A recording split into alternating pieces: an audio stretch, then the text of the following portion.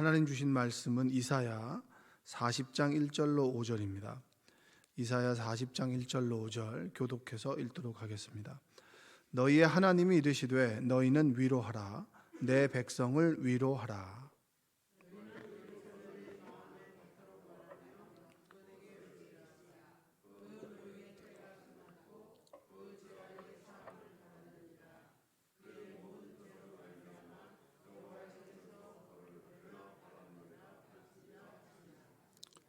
외치는 자의 소리여 이르되 너희는 광야에서 여호와의 길을 예비하라. 사막에서 우리 하나님의 대로를 평탄케 하라.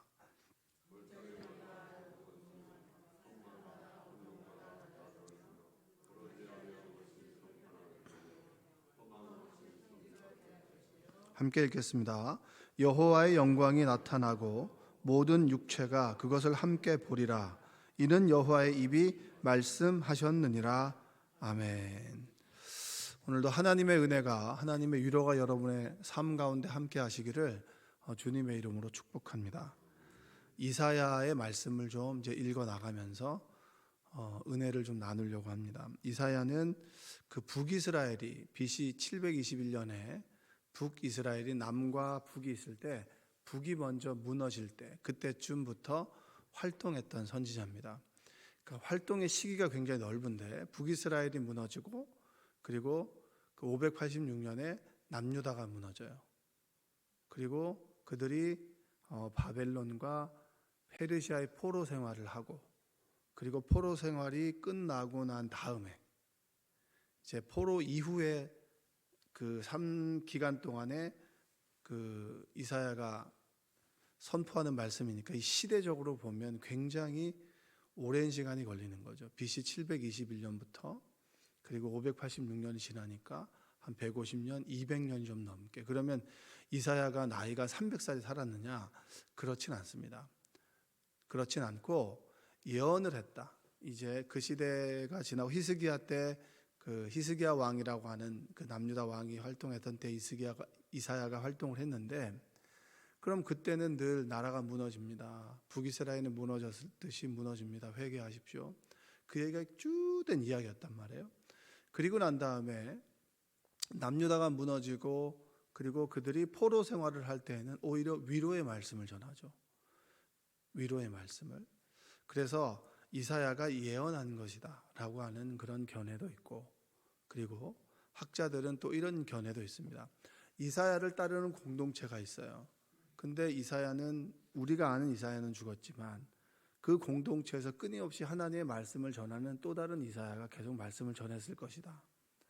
그러나 분명한 것은 뭐냐면 하나님께서 하나님의 사람 이사야를 통해서 말씀하셨다는 거예요. 믿으십니까?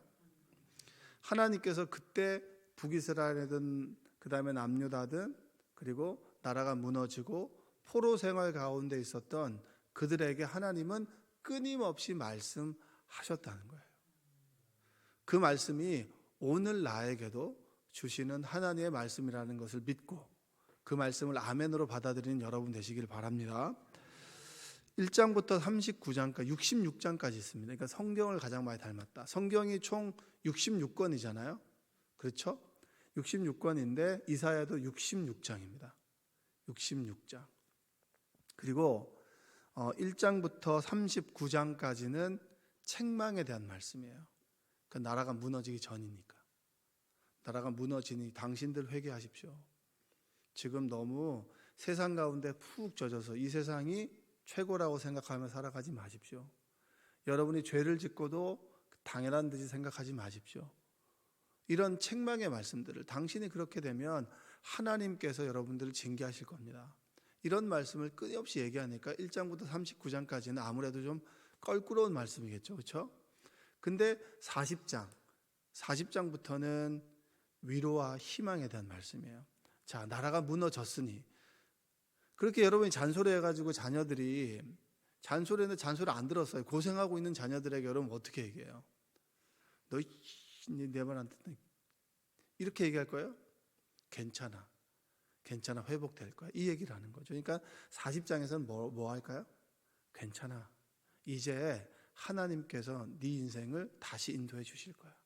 요 얘기를 하는 것이 바로 40장부터 66장까지의 말씀입니다. 그래서 이 시대를 향한 하나님의 위로, 그리고 소망, 희망에 대한 말씀이 40장부터 쭉 이어지겠죠. 그렇죠? 그래서 그 말씀이 여러분에게 위로가 됐으면 좋겠다 이 말입니다. 1절 한번 다시 읽어볼게요. 1절, 너희의 하나님이 이르시되 너희는 위로하라, 내 백성을 위로하라. 여기서 보면 이사야에게 말씀하시는데 너희는이라고 하잖아요. 너희는. 그러니까 그럼 이사야가 여러 명이냐 뭐 이런 얘기도 할 수 있고, 그런데 이렇게 해서 아주 편하게 생각해 봅시다. 이사야가 있고 하나님의 말씀을 듣는 이사야가 있습니다. 그리고 이사야를 따르는 하나님을 사랑하는 사람들이 있어요. 그러면 그들에게 너희의 하나님 이렇게 얘기하는 거예요. 저는 이렇게 해석하고 싶어요. 이사야 플러스 여러분과 나, 너희의 하나님, 우리의 하나님이 말씀하십니다. 한번 따라서 우리의 하나님이 말씀하십니다. 그러니까 그걸 나에게로 적용하면 나의 하나님께서 말씀하십니다. 그러니까 나의 하나님께서 말씀하시니까 우리가 귀를 쫑긋 듣고 마음을 열어서 들어야 되겠죠. 그렇죠? 마음을 다해서 하나님 말씀을 듣습니다. 그분께서 말씀하시면 너희는 위로하라. 그리고 그 뒤에 말이 참 좋아요. 내 백성을 위로하라. 여러분 결혼 다 하셨죠? 결혼하실 때 결혼하시는 분이 내 여자, 내 남자라고 하잖아요. 그렇죠? 이제는 내 남자에서 모두의 남자가 되길 원하세요? 그렇지 않으시죠? 그래도 내 남자, 내 여자. 그러니까 결혼이라고 하는 그 계약 관계 속에서, 약속이라고 하는 것 속에서 이 사람이 내 소유였으면 좋겠다라고 하는 끊임없이 욕심과, 그리고 상대방은 네 소유보다는 내 인생이다라고 하는 것 사이에서 팽팽한 긴장관계가 있잖아요. 어떻게 너는 남편으로서 그렇게 할 수 있냐? 집안에 그렇게 무심할 수 있냐? 내 남편이지 모두의 남편이냐? 남한테 잘하면 뭐하냐? 나한테 잘해야지. 이런 것 때문에 왔다 갔다 하는 거 아니에요? 내 소유, 하나님께서 얘기하시는 거예요. 내 백성이다. 내 울타리 안에 있는 내 백성이다. 여러분, 에덴 동산이라고 하는 뜻이 뭡니까? 에덴 동산이라고 하는 것이 왕의 정원이에요. 왕의 정원. 정원은 가든인데 그냥 가든이 아니라 왕의 정원이란 말이에요. 왕의 정원은 얼마나 잘 꾸며져 있겠어요. 여러분 가보셨어요? 안 가보셨죠? 저도 안 가봤어요. 저도 안 가봤는데 포석정이나 뭐 이런 데 가면 그 옛날에 왕들이 놀았던 그런 데 이제 그 집들이나 이런 데 정원 가면은 우리가 가는 데하고는 좀 다르잖아요. 잘 꾸며져 있죠. 하나하나. 왕이 누릴 수 있는 최고의 것들을 갖춰져 있는 왕의 정원이 하나님께서 만들어주시는 왕의 정원. 거기에서 마음껏 누리며 살아가라고 만들어주는 곳이 에덴인데 우리는 정말 대단한 사람들이에요. 모든 것이 갖춰져 있음에도 불구하고 갖춰지지 않은 것에 집중하는 그런 특별한 능력이 있는 사람이 누구예요? 여러분과 저입니다. 그래서 모든 사람들이 정말 부럽다 해도 우리는 그 속에서 뭘 찾죠? 부족한 걸 찾는 거죠. 그러니까 인간이라고 하는 사람들이 대단한 거예요. 난 저 사람 저 집사님만처럼만 살아도 내가 뭐 부러울 게 없겠어. 그런데 그 집사님 정작 그 집사님 뭐죠? 그 권사님만처럼만 살았으면 내가 진짜 다 갖춘 남편이 말을 안 들어. 남편이 말을 듣는 사람 돈이 없어. 이게 다 부족하잖아요. 그렇죠? 남들을 도와주려니까 돈은 있는데 마음이 없고, 마음은 있으면 뭐죠? 돈이 없고. 우리 늘 부족한 삶 속에 살아간단 말이에요. 근데 우리의 시선은 늘 부족한 것에 있어요. 부족한 것에. 왕의 정원에 살아도 하나님께서 내 백성이라 그러고 내 백성, 내 자녀, 내 아들에게 필요한 것들 때마다 주심에도 불구하고 왜 쟁여놓지 않게 주시느냐는 거예요. 왜 이렇게 쌓아놓고 내가 좀 나를 좀 드러내고 싶은데 하나님 그렇게 주시지 않는다는 거죠. 그것 때문에 늘 불만스러워 하잖아요. 그렇죠? 우리는 왕의 정원에서 살아가는 내 백성. 우리가 다시 회복해야 될 게 뭡니까? 에덴을 회복한다는 얘기는 뭐죠? 이 세상 속에서 수고하고 일하는 것이 여러분 저주가 아닙니다. 일에 따르는 고통이 어떻게 보면 우리가 신라곤한 에덴에서 떨어진 우리가 가져야 될 고통이죠. 고통이 아픈 것이지 일은 여러분 하나님께서 우리에게 주신 축복이에요. 일하면서 겪게 되는 관계들, 어려움들, 아픔들, 그것이 우리에게 닿는 고통이지 일 자체는 아주 아름다운 것입니다. 여러분이 일하는 거. 하나님께서 내 백성이라고 하십니다. 내 백성. 너의 백성 맡겨주신 것이 아니라 내 백성. 내가 책임지겠다. 하나님께서 여러분의 삶을 책임지십니다. 믿으십니까? 저는 책임이라는 단어가 참 좋더라고요. 그리고 결혼하면서 책임이라고 하는 것을 분명하게 배웠고, 결혼하기 전에는 부모님께서 나의 인생을 책임지시죠. 그러나 어느 순간이 되면서 20살 이상이 넘으면서는 제가 고향을 떠나서 그 서울에서 공부를 할 때는 이제 내 인생을 내가 스스로 책임져야 되는 게 오니까 돈 문제부터 해서 건강부터 해서 미래에 대한 어떤 계획이나 이런 것들 다 내가 책임지잖아요. 내 책임이 아니라 하나님께서 나의 삶을 이끌어 주신다. 내가 비록 사망의 음침한 골짜기로 지날지라도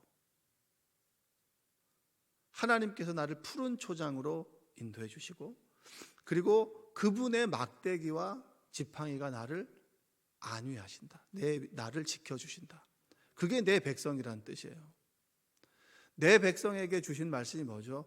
위로하라는 거예요. 위로하라. 내가 위로할 게 어디 있습니까? 내가 지금 위로를 받아야 되는데. 근데 여러분, 어느 순간에 저 집사님이 참 힘들게 살아가네. 근데 힘듦 속에서도 하나님을 부여잡고 웃음을 지으며 살아간다면 누군가에게는 위로가 되지 않을까요?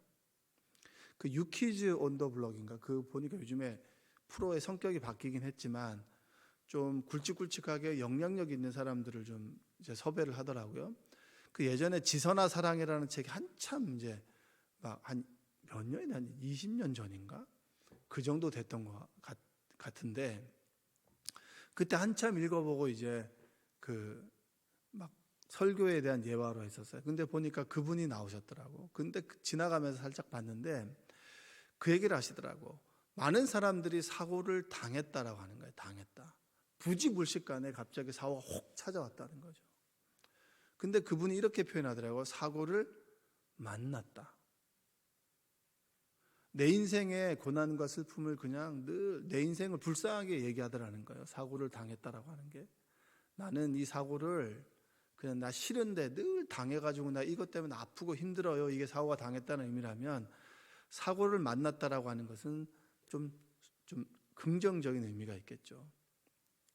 사람들이 살아가다 보면 만나고 싶지 않은 사람도 만나고, 그리고 만나고 싶은 사람도 만나듯이 내가 만나고 싶지 않은 사고였지만 내가 만났다라고 하는 것은 나의 능동적인 의미가 있는 거예요. 그리고 말미에 그런 얘기를 하더라고요. 힘들고 어려운 사람들이 있다. 나보다 더 힘든 고통 가운데 있는 사람들도 있을 거다. 그러면 좀 나를 기억해 줬으면 좋겠다. 이게 위로 아니겠습니까? 그 시간은 지난다는 거죠. 그 시간이 영원할 것 같지만 그 아픔과 고통의 시간은 지난다. 지금 이사야가 무슨 얘기를 하는 거예요? 당신들 지금 포로 생활을 하고 있죠. 바벨론의 포로 생활을 하고 있죠. 끊임없이 예레미야는 70년이 지나고 난 다음에 끝날 것입니다 얘기했는데 이게 들려요, 안 들려요? 그건 안 들리죠. 여러분, 천국이 있습니다라고 하는 것이 들려요, 안 들려요? 들리는 분도 있겠지만 내가 죽어서 가는 천국보다 내가 지금 이 삶이 너무 힘듭니다. 내가 지금 내 자식들을 보면 내 가슴을 치는데 내가 지금 오늘 하루 일을 세너 개를 하지 않으면 내 자녀를 건사할 수가 없습니다. 새벽같이 나가지 않으면 내가 내 가족을 건사할 수 없습니다 라고 하는, 어떻게 보면 냉엄한 현실 가운데 있는 사람들은 죽어서 가는 천국보다는 여기에서 천국을 맛보고 싶은 거예요. 천국의 소망을 두십시오라고 하지만 그 천국의 맛을 여기서 보고 싶은 거예요. 그게 여러분의 마음 아니겠습니까? 성경은 지금 여러분 고통스러워도 괜찮습니다, 천국이 있습니다라고 단언코 얘기하지 않아요. 이곳에서 천국을 맛보고 하나님께서 내 백성이라고 여기는 사람들, 그리고 하나님께서 주시는 일용할 양식, 하나님께서 주시는 평안과 기쁨, 그것 속에서 천국의 맛을 누리고 그러면 이것이 영원한 것이 천국이었구나. 여러분이 가장 행복한 때가 언제였습니까? 그 순간이 있잖아요. 그 순간이 영원한 것이 어디예요? 저는 천국이라고 생각해요. 우리에게 체험하게 만들어 주신 천국. 이 끝날 것 같지 않았던 이 고통의 시간이 끝나고 비로소 나에게도 희망이 찾아왔구나라고 하는 것을 느끼고 눈물을 흘렸을 때 그 느낌이 영원한 거예요. 그게 천국 아니겠습니까? 천국에서 금바닥이 뭐가 필요해요? 여기나 좀 금 붙여 갖고 다니지. 거기선 길바닥에 금이 있는데 금이 뭐가 소중하겠습니까? 여기에서 소중하게 생각하는 희소같이 여겼던 것들이 천국에서는 별로 중요하지 않겠죠. 내가 가장 하나님과 더불어 하나님께 주신 평안과 기쁨이 쭉 이어지는 거. 그걸 잃어버릴까 노심초사하지 않아도 괜찮아요. 상처받지 않을까, 또 내가 상처 주지 않을까 주저주저 하지 괜찮아요. 그 모든 것들이 하나님의 평안 가운데 있는 곳이 천국 아니겠습니까? 우리가 누리고자 하는 것은 이 땅 위에 있는 거. 이 땅 위에서 하나님 나라를 누리고 천국을 누리고자 하는 것이 바로 하나님의 말씀이죠. 지금 이 땅의 지옥을 살아가는 사람들에게 그래, 다들 힘들어. 그러나 지금 이 순간에도 하나님께서 나를 내 백성이라고 여기시고 하나님께서 끊임없이 나의 삶을 인도하고 계셔. 포로 생활이 힘들고 어렵지. 그러나 끝이 있어. 그 끝을 나는 살아가고 있어. 라고 하는 것을 말하고 보여주는 것이 뭡니까? 위로잖아요. 믿으십니까? 하나님께서 저희 가정에 주신 그 사명이 위로입니다. 위로. 제가 사실 여러분들을 위로할 수 있겠어요? 위로할 게 뭐가 있겠습니까? 제가. 근데 제 아내가 이제 2번 수술을 하고 난 다음에 조금 회복되어 갈 때 말씀을 듣고 있는데 내 백성을 위로하라 는 말씀이 그냥 위로하라 그렇게 들었는데 그것이 제 가슴 속에 훅 박힌 거예요. 그래서 그럼 앞으로 우리가 어떻게 살아갈 것이냐? 당신을 살려주신 것이 하나님이라면, 그리고 우리 가정을 하나님의 자녀로 불러주신 뜻이 있으시다면, 그럼 앞으로 인생을 어떻게 살아갈 것이냐? 이렇게 살아가십시오, 저렇게 살아가십시오 라고 얘기하는 것도 좋겠지만 굴곡진 인생을 살아가는 사람들에게 자, 골짜기는 메워집니다. 높은 산은 낮아질 것입니다. 여러분이 가는 길이 길이 됩니다. 라고 하는 말씀을 우리가 전해야 되지 않겠냐. 그리고 우는 사람들의 눈물을 좀 닦아주고, 웃는 사람 앞에서 초치지 말고 웃는 사람 앞에서 같이 웃어주는 거. 웃어주는 게 힘들어요? 울어주는 게 힘들어요? 울어주는 게 힘들어요. 울어주는 건 그냥 울어줄 수 있어요. 우리 집 아들이 맨날 속썩이는데 옆집 아들이 서울대 들어갔다고 생각해 보세요. 이게 박수가 쳐져요? 어머 잘됐다 이렇게 되는 거 아니에요? 이놈 자식은 맨날 내 마음에 안 드는데 옆집 자식들은 좋은 대학 가서 좋은 직장 가서 쭉쭉 풀리게 되면 박수를 쳐주는 게 쉬워요, 안 쉬워요? 어려워요. 여러분들은 이렇게 넓은 마음이겠지만 저는 좁은 마음이라 믿음을 갖고 이거 박수 쳐주지 않으면 이게 박수가 잘 안 나옵니다. 저는 제 인생 가운데 배운 게 있어요. 제 친구들 중에서 이제 목회를 잘하는 친구들이 있어요. 규모 있는 박수를 쳐주죠. 늘 박수를 쳐주고 소고기를 얻어먹습니다. 그래서 제 인생 가운데 배운 것, 잘 나가는 사람들 박수 쳐주자. 그리고 맛있는 거 사주면 맛있게 먹자. 그리고 또 얻어먹자. 이겁니다. 제가. 이게 박수 쳐주는 거. 그래서 항상 얘기해요. 야, 네가 잘 되니까 내가 좋다. 이게 위로 아니겠습니까? 그렇죠? 아픈 사람들의 눈물을 닦아주고, 그리고 잘 되는 집에는 박수를 쳐주고, 하나님 내게도 주셔서라고 기도하는 삶이 우리의 삶이 아니겠습니까? 아프고 힘들고 어려운 사람들 있죠. 가정마다 웃고 있지만 그런 노래 있잖아요. 웃고 있지만 눈물이 난다. 이런 노래 있잖아요. 그냥 내 마음은 울고 있는데 그냥 겉으로는 웃음을 보여주는 사람들이 있잖아요. 그분들의 삶을 들어주고, 그리고 그들의 눈물을 닦아주고, 그리고 제가 그 문제를 해결해 줄 수 없는 사람인 걸 분명히 아니까 기도해주고, 옆에 있어주는 거, 밥 한 끼 같이 먹어주는 거, 차 한 잔 마시면서 그 사람 이야기를 들어주는 거, 그리고 지금 우리의 삶을 열심히 하나님 안에 잘 살아내는 것이 위로입니다. 여러분이 상처 입었지만 상처 입은 위로자가 될 수 있는 거예요. 상처 입은 치유자가 될 수 있는 겁니다. 내 삶에 뭐 보여줄 게 있냐? 왜 나는 맨날 어렵고 힘들고 아프냐?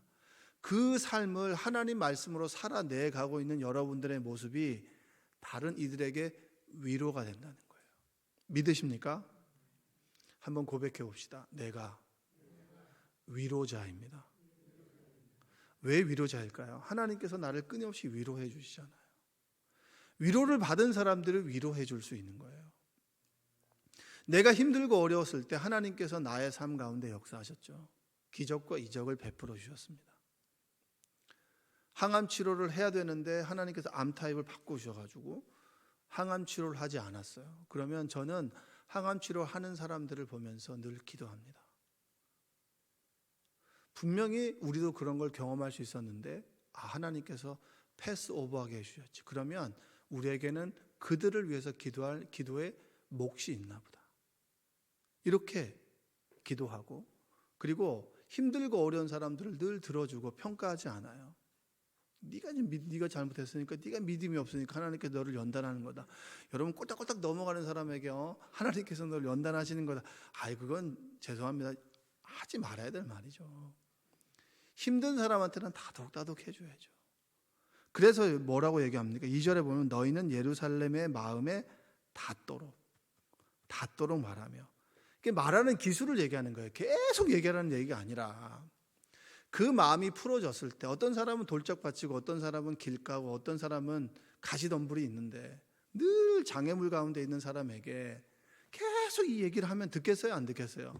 가시덤불이 거치고 자갈이 치워지고 길가가 좀 이렇게 좀 호미 같은 걸로 좀 보들보들해져야 말이 들릴 거 아니겠습니까? 그때까지 기다려서 이야기하라는 거예요. 마음이 보들보들해질 때, 내 말을 들어줄 때까지 기다려서 얘기하라는 거예요. 삶의 문제가 좀 안개가 조금 걷히기 시작할 때, 희망을 가질 때 그때 이야기하라는 거예요. 옆에 있어주고 기도해주고 그리고 함께 해주라는 거죠. 그게 위로입니다. 여러분과 우리에게 주신 사명이 뭐냐? 지금 여러분 위로가 필요한 분들은 위로를 받으세요. 하나님의 위로를 받으십시오. 하나님께서 주시는 말씀. 그냥 여기에 왔는데 뭔가 내 마음이 편안해. 그럼 하나님께서 여러분이 영으로 치료해 주시고 위로해 주시는 거예요. 하나님께서 날 위로해 주시는구나. 그걸 가지고 힘든 사람 곁에서 위해서 기도해 주고, 그 마음의 문이 열고 들릴 때까지 함께 있어주고 눈물을 닦아주고 함께 웃어주는 것이 우리의 사명입니다. 4절과 5절을 볼까요? 골짜기마다 도두어지며 산마다 언덕마다 낮아지며 고르지 아니한 곳이 평탄하게 되며 험한 곳이 평지가 될 것이요 여호와의 영광이 나타나고 모든 육체가 그것을 함께 보리라. 이는 여호와의 입이 말씀하셨느니라. 골짜기가 도두어지고 그리고 언덕마다 낮아지고 평탄하게 된다는 거죠. 형통한 사람이 된다는 거예요. 굴곡진 인생이 여러분 말하기는 좋아도 힘들잖아요. 굴곡진 인생보다 가장 좋은 인생은 뭐죠? 평탄하게 가는 거잖아요. 평탄하게. 그것들이 도두어지고 낮아져서 우리의 삶의 굴곡이 점점 더 평탄해져서 하나님께서 오시는 그 길처럼 될 것이다. 그리고 여러분들은 볼 것이다. 최고의 위로가 뭘까요? 오고 볼 거야. 이 골짜기는 분명히 채워지고 이 큰 산은 낮아져서 분명히 하나님께서 너의 삶을 치유하시고 회복하는 것을 볼 거야. 믿으십니까? 여러분 끝이 있어요. 제가 힘들 때마다 늘 고백했던 게 있어요. 끝날 때까지 끝난 게 아니다. 하나님께서 끝내야 끝난 것이다. 근데 우리는 하나님께서 끝내기 전에 내가 스스로 쪽내는 거죠. 여러분의 삶 속에 하나님의 위로가 함께 하시기를 주님의 이름으로 축복합니다. 어제 어떤 집사님과 통화를 하는데 이제 제가 특성이 너무 좋았다고 그렇게 얘기했더니 40대 뭐 이런 얘기 하잖아요. 그렇죠?